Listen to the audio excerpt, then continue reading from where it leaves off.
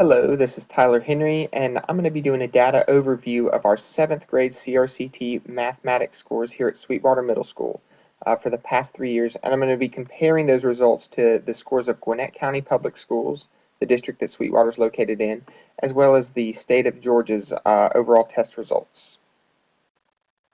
The reason I'm doing this is so that we can get a better idea of how to analyze the data and in an effort to help teachers make data-driven decisions.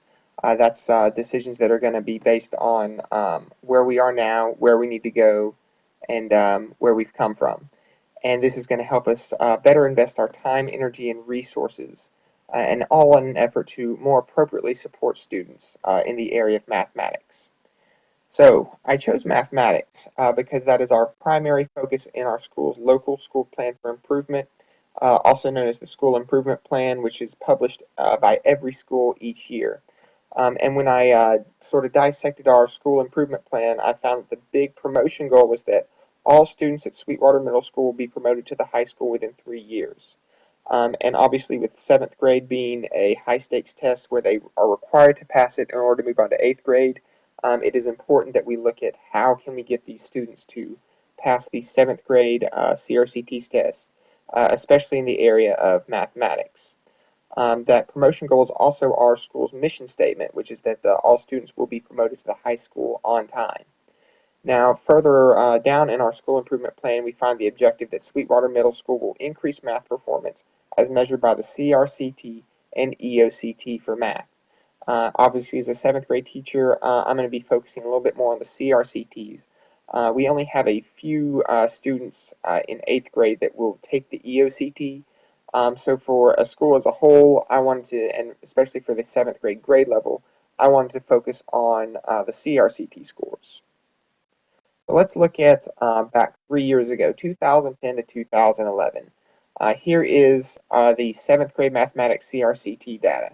As you see, we have Georgia, 11% did not meet the standards, 53% met, and 36% exceeded the standards. In Gwinnett, our school district did a little bit better. They only 5% did not meet the standards, 39% met the standards, and 56% exceeded the standards. So, way to go, Gwinnett. Now, however, in Sweetwater, we did not do so well this year. 13% of our students did not meet the standards, 60% met, and 28% exceeded.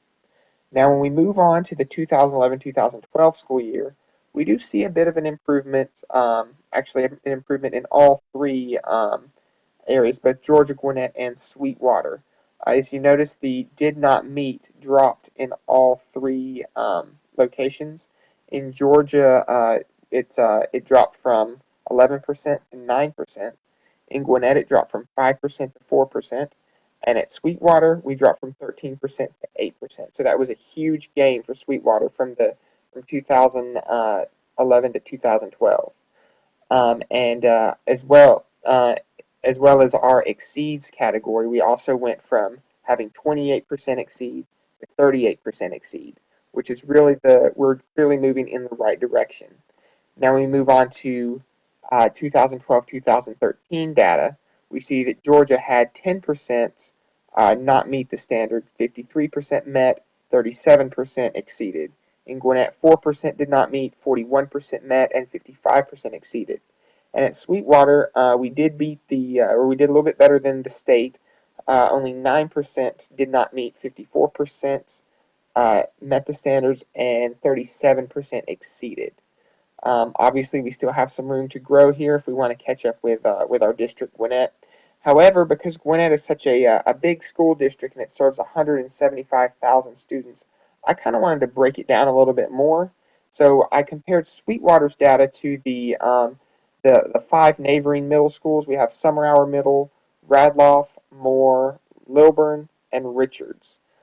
These are the other middle schools within about a 6 to 7 mile radius of Sweetwater. And so I wanted to really look at these scores just to get a better idea with the demographics as to how Sweetwater did. So as you see here, this is all from the 2012-2013 school year. We had the most students did not meet the standard. We had about 9% did not meet the standard. And when we compare those to the neighboring schools, we did not do so great. Now, when we look at the students that met the standards, again, we still did not do so hot when we compare that to the other schools in the area. We had about 55% meet the standards. Now, when we look at exceeds, we are a little bit more on par with everyone else. About 37% of our students exceeded, which seems to be the trend in most of these middle schools that are around us.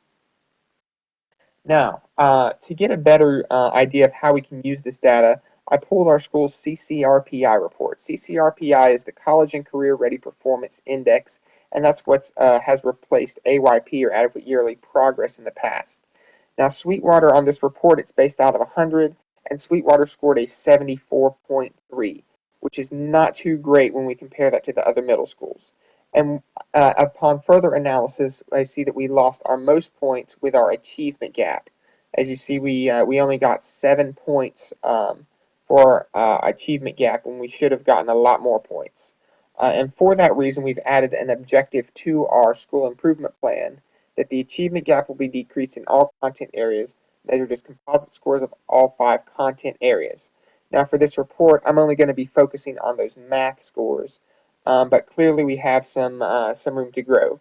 Now, the achievement gap is measured when we take our highest performing subgroup for Sweetwater, that's our Asian populations, and we compare that to our lowest performing subgroup, which is our students with disabilities. So let's look at our Asian population. Our Asian population did very well. 57% exceeded, 38% met, and 5% did not meet. This is from the 2012-2013 school year. So the Asian population did very well. Now, when we flip that and see our students with disabilities, it's unfortunately not the same case. Only 9% exceeded. We had 46% meet and 45% that did not meet.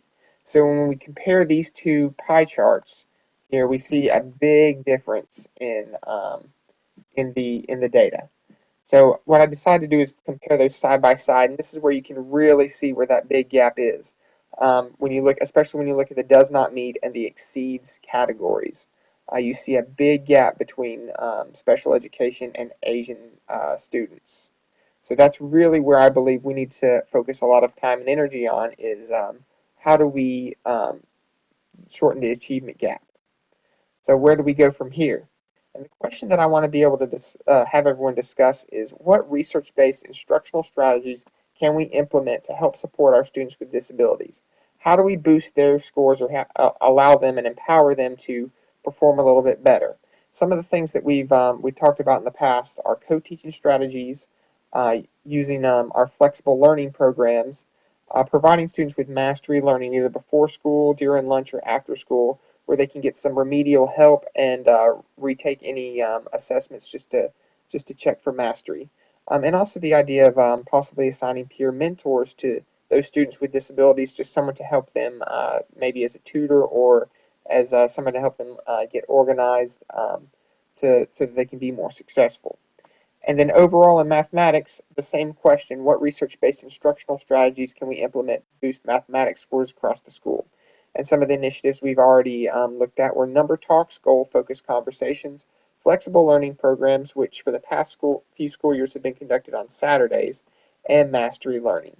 So when we take all these into consideration, we really, all this data, we can see that we made significant improvements, but obviously there is still room for growth. And we need to focus on how to close this achievement gap.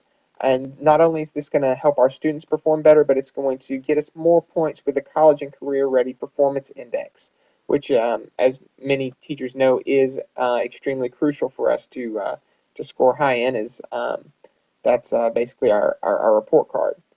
And then overall, we just need to discover ways to boost mathematics performance for all students in order to help them become more successful and get them to pass the CRCT, which will all go back to our school's mission statement of promoting students to the high school on time. Thanks for watching.